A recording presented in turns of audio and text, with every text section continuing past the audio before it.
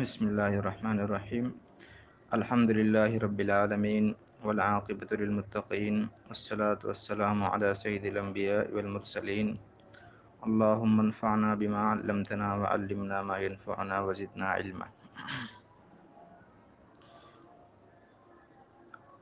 ترجمہ اور تفسیر کے کل کے سبق میں ہم نے اس سے صورت کا جو تیسرا موضوع تھا، یعنی کفار، مشرکین اور اہل ایمان میں سے جو گنہگار ہے قیامت کے دن ان کا کیا انجام ہوگا، تو اس کے بارے میں ہم نے کل بات کی تھی۔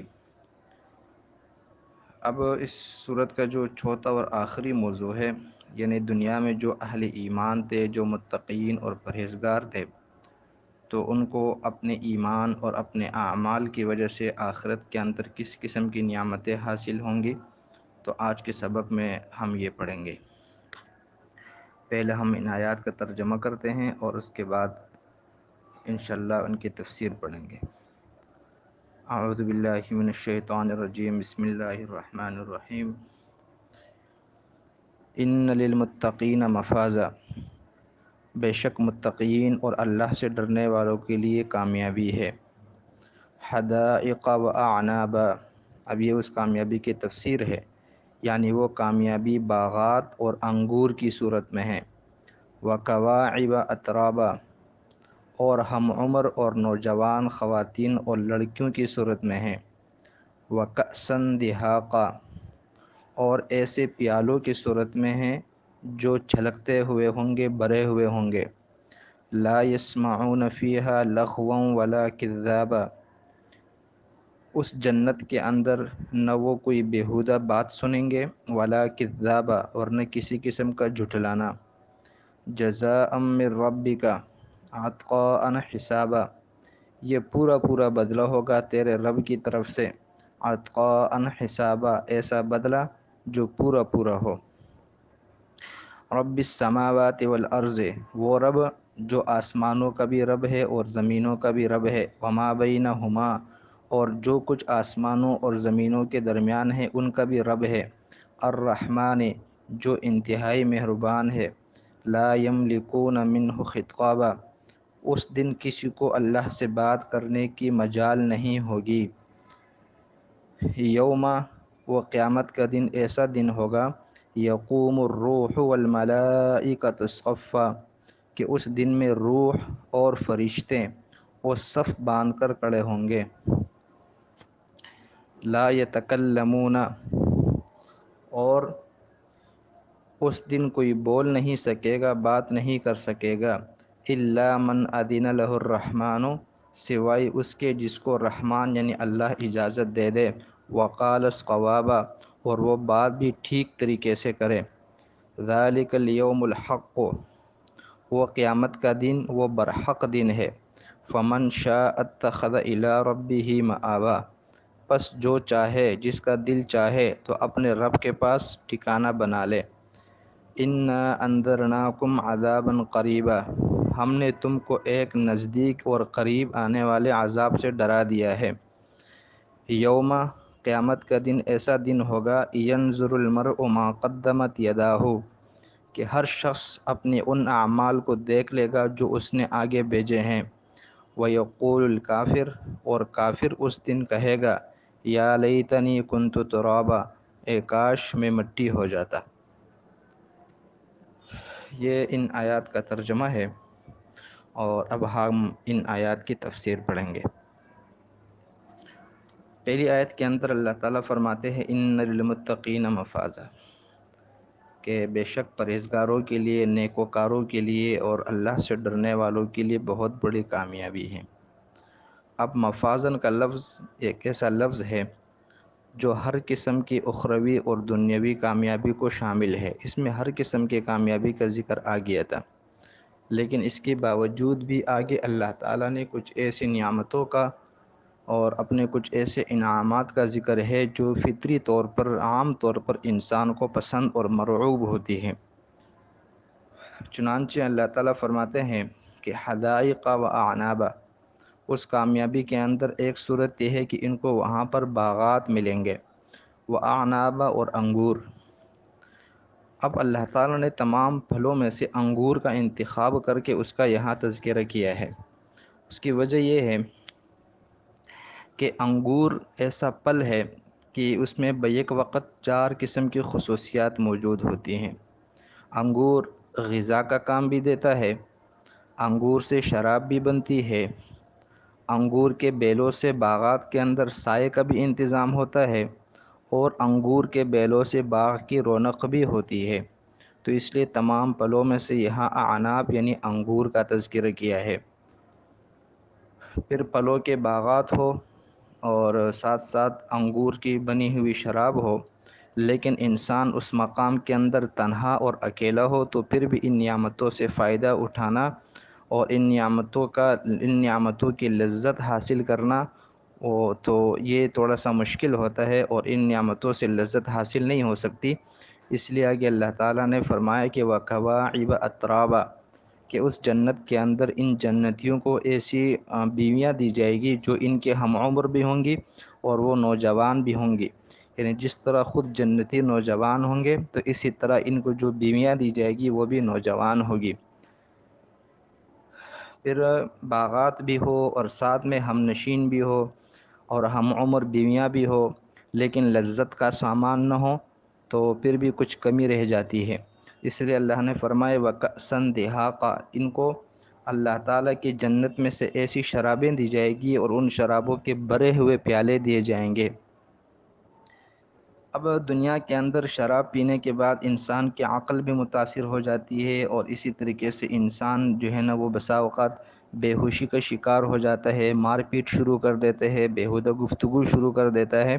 تو اللہ نے آگے دنیا اور آخرت کی شراب میں جو بڑا بنیادی فرق ہے اس کا ذکر فرمایا کہ لا يسمعون فيها لغوا ولا كذابا، اس جنت کی شراب پینے کے بعد نہ تو وہ اس جنت کے اندر بیہودہ قسم کی باتیں سنیں گے ولا کذابا، اور نہ اللہ تعالیٰ کی نعمتوں کو جو جھٹلانا جیسے دنیا میں ہوتا تھا نہ وہ اس کو سنیں گے۔ آگے اللہ تعالیٰ فرماتے ہیں کہ جزاء من ربک عطاء حسابا، کہ یہ جو جنت کی نعمتیں ان کو دی جائے گی تو یہ نعمتیں بغیر اعمال کے اور بغیر اللہ تعالیٰ کے احکامات کے ماننے کے نہیں ملے گی۔ اگر کوئی شخص دنیا کے اندر اعمال نہیں کرتا، اللہ تعالیٰ سے نہیں ڈرتا، تقوی اختیار نہیں کرتا، تو پھر ان کو ایسے شخص کو ان انعامات کی تمنا بھی نہیں کرنی چاہیے، کیونکہ اللہ فرماتے ہیں کہ جزاء من ربک عطاء حسابا، کہ یہ جو کچھ ملے گا یہ ان لوگوں کو وہاں پر ان کے رب کی طرف سے پورا پورا بدلہ ملے گا۔ تو دنیا میں اعمال کیے ہوں گے تو ان کا بدلہ ملے گا، اس لیے ان انعامات کی تمنا کرنے سے پہلے انسان ان انعامات کے لیے کچھ نہ کچھ اعمال بھی کر کے چلا جائے۔ تو یہ چند آیات کی تفسیر ہم نے پڑھی ہے، باقی اس سے آگے کی جو آیات ہیں ان کی تفسیر انشاءاللہ ہم کل کے سبق میں پڑھیں گے۔ تو آج کے سبق میں ہم نے اس سورت کا جو آخری موضوع ہے، یعنی دنیا کے اندر جو لوگ اللہ کی توحید پر ایمان رکھنے والے تھے اور اللہ کے عذاب سے ڈرنے والے متقین تھے، ان کے انجام کا ذکر ہے۔ تو آج ہم نے ان آیات کا ترجمہ پڑھ لیا اور چند آیات کی تفسیر پڑھی ہے۔ اب جن آیات کی تفسیر رہتی ہے وہ انشاءاللہ ہم کل پڑھ لیں گے، اور اس طرح ہمارا اس 30ویں پارے کی جو پہلی سورت ہے سورہ نبا، یہ انشاءاللہ ختم ہو جائے گی۔ تو اہل ایمان کو، اہل تقوی کو جنت کے اندر قیامت کے روز نعمتیں دی جائے گی، تو یہ نعمتیں ان کو کیوں ملے گی، اس کی وجہ اور اس کا سبب کیا ہے؟ تو اس کی وجہ اللہ تعالیٰ نے بیان فرمائی ہے کہ اعوذ باللہ من الشیطان الرجیم، بسم اللہ الرحمن الرحیم، جزاء من ربک عطاء حسابا، کہ اہل ایمان اور اہل تقوی کو جو انعامات دیے جائیں گے یہ تیرے رب کی طرف سے ان کا پورا پورا بدلہ ہے۔ تو اس کا مطلب اور اس کی تفسیر ہم نے یہ بتائی تھی کہ دنیا کے اندر انسان اگر یہ تمنا کرتا ہے کہ میں اعمال نہ کروں اور بغیر اعمال کے اور بغیر ایمان کے مجھے جنت کی نعمتیں مل جائے، تو یہ انتہائی کم عقلی والی بات ہے۔ اللہ تعالیٰ فرماتے ہیں کہ یہ جنت کی نعمتیں جو ملے گی یہ ان کا بدلہ ہے ان اعمال کا، اس ایمان کا، اس توحید کا جو دنیا میں انہوں نے اختیار کیا تھا۔ لہٰذا معلوم یہ ہوا کہ اگر ان نعمتوں کی تمنا اور آرزو ہے تو پھر انہی انعامات کے بقدر دنیا میں اعمال بھی کرنے پڑیں گے۔ پھر جزاء من ربک عطاء حسابا کے دو مطلب ہیں۔ ایک مطلب تو یہ ہے کہ یہ جو ان کو بدلہ ملے گا یہ پورا پورا بدلہ ہوگا اور اس میں کسی قسم کی کمی نہیں ہوگی، جیسے اعمال ہوں گے انہی اعمال کے برابر ان کو بدلہ ملے گا۔ اور ساتھ میں اس میں یہ بات بھی معلوم ہو گئی کہ یہ جو بدلہ ہے یہ انسان کا اپنا کمال نہیں ہے، کیونکہ انسان آخرت سے پہلے پہلے دنیا میں جو اللہ کی دی ہوئی نعمتیں استعمال کرتا ہے تو انسانی اعمال تو ان دنیاوی نعمتوں کا بھی بدل نہیں بن سکتے، چہ جائے کہ وہ اخروی نعمتوں کا بھی بدل بن جائے۔ اس لیے یہ جو نعمتیں ملے گی اس میں انسانی اعمال کے ساتھ ساتھ اللہ تعالیٰ کے فضل کا اور اللہ تعالیٰ کے کرم کا بھی بڑا عمل دخل ہوگا۔ اس کے بعد اگلی آیت کے اندر اللہ تعالیٰ فرماتے ہیں کہ یہ جو قیامت کے دن اہل ایمان کو نعمتیں دی جائے گی جن کا پچھلی آیات کے اندر ذکر ہوا ہے، اور پھر اس کے بعد یہ فرمائے کہ یہ جو نعمتیں ہیں یہ ان کے دنیاوی اعمال کا اور اللہ تعالیٰ کے کرم کا مطلب مظہر ہے، اس کا صلہ ہے۔ اس کے بعد فرماتے ہیں کہ یہ وہ رب ہے، رب السماوات والارض وما بینہما، جو آسمان زمین اور ان دونوں کے درمیان کی چیزوں کا بھی رب ہے، لا یملکون منہ خطابہ، اور وہ ایسا رب ہے کہ اس کے سامنے، اللہ تعالیٰ کے سامنے قیامت کے دن کسی کو بات کرنے کی مجال نہیں ہوگی۔ اس کا مطلب یہ ہے کہ جو اہل ایمان کو، اہل تقوی کو نعمتیں ملے گی تو کسی شخص کو ان نعمتوں کی کمی یا زیادتی پر اعتراض کرنے کی گنجائش نہیں ہوگی۔ اور دوسرا مطلب اس آیت کا یہ ہے کہ قیامت کے دن اگر کوئی متقی آدمی، کوئی مومن آدمی کسی گناہگار کی یا کسی کافر کی سفارش کرنا چاہے گا تو یہ سفارش اس کے اللہ تعالیٰ کی طرف سے ہی اجازت ملے گی تو پھر آدمی سفارش کر سکے گا۔ جب تک اللہ کی طرف سے اجازت نہ ہو اس وقت تک کوئی آدمی کسی کی سفارش نہیں کر سکے گا۔ تو یہ دو مطلب ہے اس آیت کے کہ لا یملکون منہ خطابہ، قیامت کے دن اللہ تعالیٰ سے بات کرنے کی کسی کو مجال نہیں ہوگی، یعنی جو اہل ایمان کو، اہل جنت کو نعمتیں ملے گی نہ تو ان پر کسی کو اعتراض کی گنجائش ہوگی اور نہ وہاں پر کسی کو اپنی مرضی سے اللہ کی رضامندی کے بغیر کسی کی سفارش کرنے کی اجازت ہوگی۔ اگلی آیت میں اللہ نے فرمایا یوم یقوم الروح والملائکۃ صفا، کہ قیامت کا دن وہ ہوگا جس دن روح اور فرشتے ایک صف میں کھڑے ہوں گے۔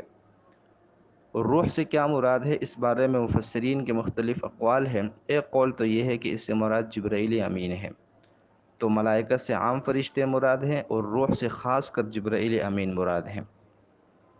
دوسرا مطلب یہ ہے کہ روح سے مراد اللہ تعالیٰ کے مخلوقات کا ایک عظیم لشکر ہے جو فرشتوں کے علاوہ اللہ نے پیدا کیا ہے، اور یہ لشکر جو ہے وہ قیامت کے دن اللہ تعالیٰ کے سامنے فرشتوں کی طرح صف کے اندر موجود ہوگا، صف کے اندر کھڑا ہوگا۔ اس کے بعد اللہ تعالیٰ فرماتے ہیں کہ لا یتکلمون الا من اذن له الرحمن وقال صوابا، قیامت کے دن اللہ کے سامنے کسی کو بات کرنے کی مجال نہیں ہوگی مگر صرف انہی کو جن کو اللہ اجازت دے دے اور وہ بات بھی ٹھیک ٹھیک طریقے سے کرے۔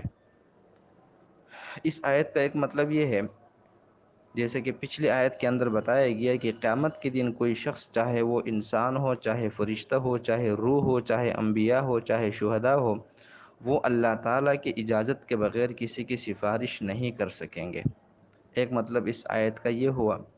دوسرا مطلب اس آیت کا یہ ہے کہ لا یتکلمون الا من اذن له الرحمن وقال صوابا، قیامت کے دن اللہ تعالیٰ سے کوئی بات کرنے کی ملکیت اور طاقت نہیں رکھے گا مگر وہ جسے رب اجازت دے اور وہ بات بھی ٹھیک ٹھیک کرے۔ مطلب اگر کسی کو اللہ کی طرف سے اجازت مل جائے سفارش کرنے کی تو اس کے لیے بھی شرط ہے کہ وہ کوئی ناجائز سفارش نہ کرے، کسی مشرک کے لیے سفارش نہ کرے، کسی بدعتی کے لیے سفارش نہ کرے۔ تو سفارش ایک تو اللہ کی اجازت پر موقوف ہے، اور ساتھ ساتھ اس سفارش کے لیے بھی پھر شرط یہ ہے کہ وہ سفارش اللہ تعالیٰ کے قوانین اور اللہ تعالیٰ کے اصول، اللہ تعالیٰ کے قواعد کے خلاف نہ ہو، یعنی یہ سفارش کسی مشرک کے لیے اور کسی بدعتی کے لیے نہ ہو۔ یوم ینظر المرء ما قدمت یداہ، جس دن انسان دیکھ لے گا ان اعمال کو جو اس کے ہاتھوں نے آگے بھیجے ہیں۔ چونکہ انسان کو اعمال کے اندر زیادہ عمل دخل وہ اس کے ہاتھوں کا ہوتا ہے، اس لیے یہاں پر ہاتھ ذکر کیے گئے ہیں، ورنہ اس سے عام افعال مراد ہے، تمام اعمال مراد ہے۔ اس آیت کا بھی دو مطلب ہے۔ ایک مطلب یہ ہے کہ انسان کے ہاتھ میں جب اس کا نامہ اعمال آ جائے گا تو اس نامہ اعمال کے اندر اپنے کیے ہوئے اعمال دیکھ لے گا۔ دوسرا مطلب یہ ہے کہ جب میدان محشر کے اندر انسان کے تمام اعمال کو باقاعدہ جسم دے دیا جائے گا، باقاعدہ ان کو شکل دی جائے گی، تو جیسے کہ بعض روایات سے بھی ثابت ہے، تو اس وقت انسان جو ہے وہ اپنے اعمال کو دیکھ لے گا۔ اس کے بعد جو ہے نا وہ اللہ تعالیٰ فرماتے ہیں کہ وَيَقُولُ الْكَافِرُ يَا لَيْتَنِي كُنتُ تُرَابًا، کافر اس دن یہ کہے گا کہ کاش میں مٹی ہو جاتا۔ اس آیت کے دو مطلب ہیں مٹی ہو جانے کے۔ ایک مطلب یہ ہے جیسے حضرت عبداللہ ابن عمر رضی اللہ تعالیٰ عنہ کی روایت ہے کہ قیامت کے دن ساری کی ساری زمین ہموار ہو جائے گی، اور پھر انسان، جنات، چوپائیں، درندے، پرندے، جتنے بھی مخلوقات ہیں، ان سب کو جمع کیا جائے گا، اور جانوروں میں سے بھی اگر کسی نے دنیا میں دوسرے جانور پر ظلم کیا ہوگا تو اس کا بدلہ بھی دلوایا جائے گا۔ یہاں تک کہ اگر سینگ والی بکری نے بے سینگ کی بکری کو مارا تھا تو آج اس کا بھی بدلہ دلوایا جائے گا۔ جب اس حساب کتاب سے فراغت ہو جائے گی تو پھر سارے جانوروں کو حکم ہوگا کہ تم مٹی ہو جاؤ، وہ سارے مٹی ہو جائیں گے۔ اس وقت کافر لوگ یہ تمنا کریں گے کہ کاش ہم بھی جانور ہوتے اور اس وقت مٹی ہو کر حساب کتاب اور جہنم سے بچ جاتے۔ لیکن ظاہر سی بات ہے، یہ تو انسان تھے، یہ تو دنیا کے اندر مکلف تھے، ان کی یہ آرزو پوری نہیں ہو سکے گی۔ اور دوسرا مطلب یہ لکھا گیا ہے کہ یہاں پر جو کافر کا لفظ ہے اس سے ابلیس اور شیطان مراد ہے، کیونکہ اس نے آدم علیہ السلام کی تخلیق کا جو مٹی سے ہوئی تھی اس کی تحقیر کی تھی، اس کا مذاق اڑایا تھا، اور جو اپنے آگ سے پیدا ہونے کی صفت ہے اس پر اس نے فخر کیا تھا۔ تو قیامت کے دن جب آدم علیہ السلام اور اولاد آدم کو ثواب اور جنت کی نعمتیں ملے گی تو اس وقت یہ تمنا کرے گا کہ کاش میں بھی مٹی سے بنا ہوا ہوتا اور میں نے آدم علیہ السلام کو سجدہ کیا ہوا ہوتا تو آج میرا یہ انجام نہ ہوتا۔ تو یہ دو مطلب اس آیت کے علماء اور مفسرین نے لکھے ہیں۔ تو اس طرح یہ جو ہماری پہلی صورت تھی 30ویں پارے کی سورہ نبا، اس کا ترجمہ اور تفسیر مکمل ہو گیا ہے۔ کل سے انشاءاللہ پھر ہم اگلی صورت سورہ نازعات کو شروع کریں گے۔